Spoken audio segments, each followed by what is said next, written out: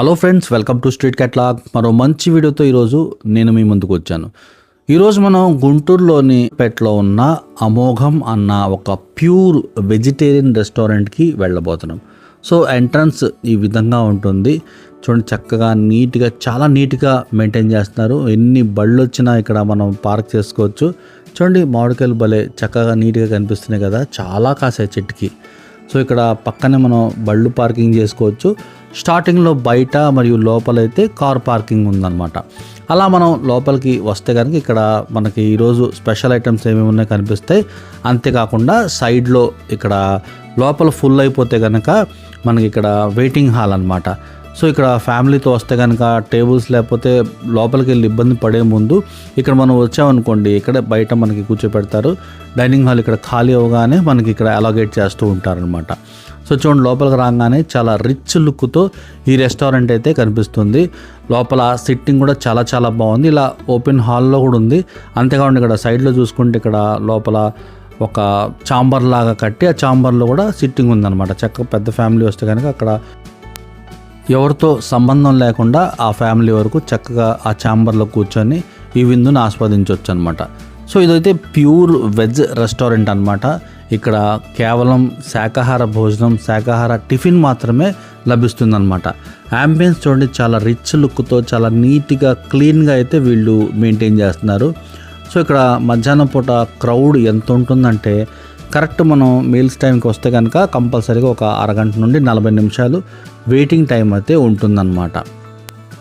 నేను కూడా చక్కగా ఒక ప్లేస్ని చూసుకొని అలా కూర్చోటం జరిగింది. మనకి కెమెరా లైటింగ్ ఉంటే మంచిగా ఉంటుంది కదా, అందుకనే ఆ మూల మీద కిటికీ దగ్గర అలా కూర్చోటం జరిగిందనమాట.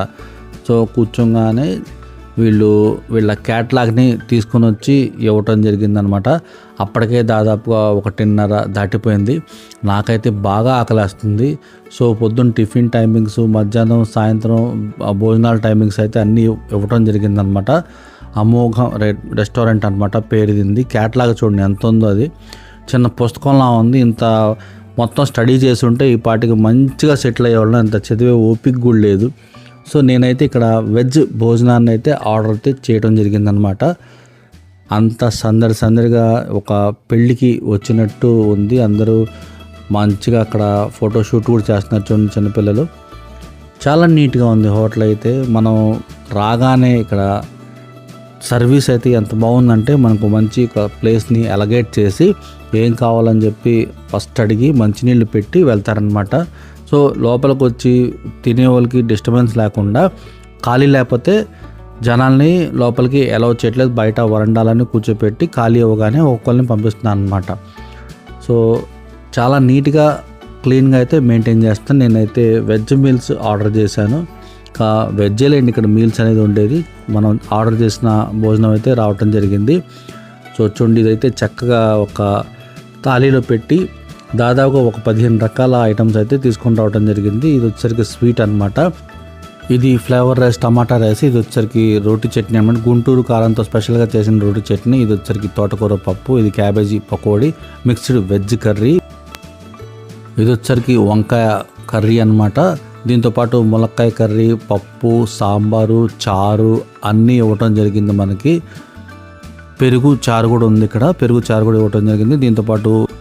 దీంతోపాటు అప్పడము మరియు ఒక రోటి చట్నీ కూడా ఇవ్వటం జరిగింది. ఇంకా స్పెషల్ ఏంటంటే, ఈ మామిడికాయకి సంబంధించిన ఒక చట్నీ, తరుగు చట్నీ కూడా ఇవ్వటం జరిగింది అనమాట. ఇది వచ్చరికి టమాటో ఫ్లేవర్ రైస్ అనమాట.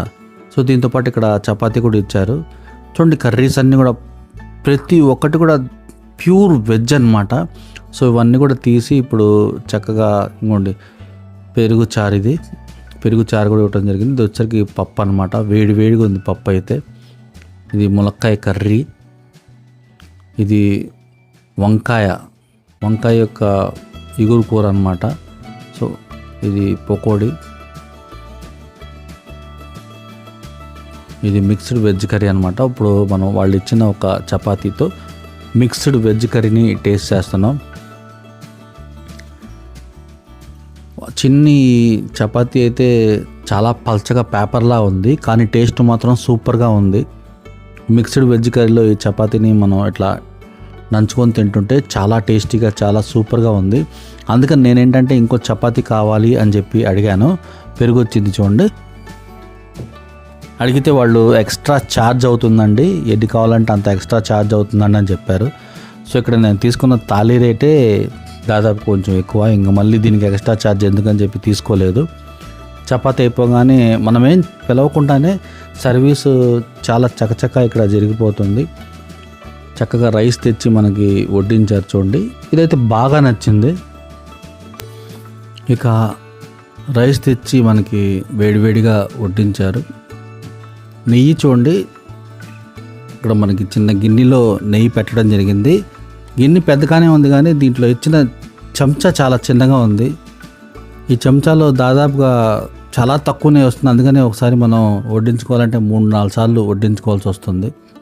సో ఫస్ట్ అయితే మనం పప్పుతో మొదలు పెడదాం. పప్పు చాలా కమ్మగా ఉంది. నాకు ఇవన్నీ తింటుంటే టేస్ట్ ఎట్లా ఉందంటే 90స్లో మా ఇంటి దగ్గర ఒక హోటల్ ఉండేది సత్యనారాయణపురంలో, శివాజీ కేఫ్ అని ఉండేది ఒక హోటల్. ఆ హోటల్లో ఐటమ్స్ దాదాపుగా ఇట్లాగే ఉంటాయి అన్నమాట. ఈ ఐటమ్స్ తింటుంటే వీళ్ళ మెయింటెనెన్స్ ఐటమ్స్, ఈ టేస్ట్ నన్ను 1990 సంవత్సరానికి తీసుకువెళ్ళి విజయవాడలోని సత్యనారాయణపురంలో శివాజీ కేఫ్ అని ఒక సెంటర్ ఉండేది. ఆ శివాజీ కేఫ్లో ఆ సెంటర్కి పేరు పట్టమే ఆ హోటల్ పేరు అనమాట. శివాజీ కేఫ్ అని చెప్పి ఒక హోటల్ ఉండేది. ఆ హోటల్లో ఐటమ్స్, అది కూడా ప్యూర్ వెజ్ హోటల్ అనమాట. ఆ హోటల్లో ఐటమ్స్ టేస్ట్ ఎట్లా ఉంటుందో నాకు దాదాపుగా అట్లాగే అనిపించింది. పప్పు కూడా చక్కగా చాలా చాలా టేస్టీగా ఉంది. అందులో ఈ పకోడీ నంచుకొని తింటుంటే, అప్పడం నంచుకొని తింటుంటే చాలా బాగుంది. వీటిలో నెయ్యి వేసుకొని అలా కలుపుకొని తింటుంటే సూపర్గా ఉంది. ములక్కాయ కూర, ఈ ములక్కాయ పులుసు అనమాట. ఈ కర్రీస్ అన్నీ చూడండి, వీటికి అసలు ఆ కర్రీ చూడగానే నేను బాగుంటుందో బాగోదో అనుకున్నాను. కాకపోతే వీళ్ళు ఆ డెకరేషన్కి పెట్టాల్సిన శ్రద్ధ అంతా టేస్ట్లో పెట్టినట్టున్నారు. చూస్తే అరే బాగుంటుందా అనిపిస్తుంది, కానీ తింటే మాత్రం బ్రహ్మాండంగా ఉంది, అమోఘంగా ఉంది. వీళ్ళ రెస్టారెంట్ పేరు అమోఘం కదా, అందుకనే ఏదన్నా కానీ అమోఘంగా ప్రిపేర్ చేశారనమాట. సో ఇప్పుడు ఇది గుత్తొంకాయ అనమాట. గుత్తొంకాయ ఇగురు అనమాట. ఇది పులుసు కాకుండా ఇగురు అనమాట. చాలా బాగుంది. వంకాయ చాలా టేస్టీగా ఉంది. మసాలాలన్నీ వంకాయ లోపల దాకా వెళ్ళాయి. వేడి వేడి రైస్ తీసుకొచ్చారు. ఇంకా ఒకసారి చారులో టేస్ట్ చేద్దాం అనుకున్నాను. కమ్మగా ఉంది చారు. పెరుగు చారు కూడా నేను రుచి చూశాను, చాలా బాగుంది. నెయ్యి వేసుకొని మన సాంబారు ఒకసారి రుచి చూద్దాం అనుకున్నాం. ఎటువంటి ఆర్భాటం లేదు. ఏదన్నా ఫుడ్ ఐటమ్ ప్రిపేర్ చేసి దాన్ని అట్రాక్షన్గా కనిపించడానికి ఏవేవో వేస్తుంటారు, రంగులు వేస్తుంటారు, ఆర్టిఫిషియల్ కలర్స్ అన్నీ కూడా వేస్తుంటారు అనమాట. ఇక్కడ అటువంటివి ఏమీ లేదు. ఐటమ్ మనకి అట్రాక్షన్గా కనిపించడానికి అసలు ఎటువంటి ప్రయత్నం చేయలేదు. కానీ తింటే మాత్రం టేస్ట్ అదిరిపోయింది. ప్యూర్ వెజ్ అనమాట. అసలు ఈ సాంబార్ తింటే నాకు ఆ శివాజీ కేఫ్ హోటల్ గుర్తొచ్చింది. ప్యూర్ వెజిటేరియన్ హోటల్ అనమాట. అది కూడా అసలు అచ్చంగా అట్లాగే చేశారు. చిన్నప్పుడు మేము సాంబార్ అక్కడ తినడమే కాకుండా ఇంటికి కూడా మేము పార్సల్ పట్టుకు వెళ్ళేవాళ్ళం అనమాట. సాంబార్ అమ్మేవాళ్ళు. ఇక్కడ హోటల్ కోసం ఒక చిన్న గిన్నె ప్రిపేర్ చేస్తే బయట అమ్మటానికి పెద్ద గమేలా అయితే ప్రిపేర్ చేసేవాళ్ళు అనమాట. సాంబారు అంత బాగుండేది. సో ఇక్కడ సాంబార్ తిన్న తర్వాత నాకు పప్పు అయితే చాలా బాగా నచ్చింది. అందుకనే పప్పుని అనేక సార్లు నేను వడ్డించుకొని తిన్నాను. సూపర్గా ఉంది పప్పు, సాంబారు, వీళ్ళు ఇచ్చిన చట్నీలు ప్రతి ఒక్కటి కూడా సూపర్గా ఉన్నాయి. ఇక ఫైనల్గా మనం పెరుగుతో మన భోజనాన్ని ముగించబోతున్నాము. గడ్డ పెరుగు ఇవ్వటం జరిగిందనమాట. సో స్టీల్ ప్లేట్లో చక్కగా ఒక అరిటాకు వేసి ఇవ్వటం జరిగిందనమాట. ప్లేటింగ్ కూడా చాలా నీట్గా క్లీన్గా ఇవ్వటం జరిగింది. పెరుగు కూడా చాలా కమ్మగా ఉంది. చక్కటి వాతావరణం, యాంబియన్స్ అయితే అదిరిపోయింది. నీట్గా క్లీన్గా సెంట్రల్ ఏసీతో చల్లగా ఉంటుంది. ఎవడూ డిస్టర్బెన్స్ చేయరు మనని. చక్కగా నీట్గా మనం ఎంతసేపు అన్న కూర్చొని చక్కగా ఇక్కడ భోజనాన్ని ఆస్వాదించవచ్చు అనమాట. ఫైనల్గా మనకి వచ్చిన స్వీట్ ఇది. సో ఫస్ట్ అయితే ఇది నేను కేసరి అనుకున్నాను దీని వాలకం చూసి, కానీ కేసరి కాదు, ఇది డబుల్ కా మీఠా అన్నమాట, బ్రెడ్ హల్వా. టేస్ట్ బ్రహ్మాండంగా ఉంది.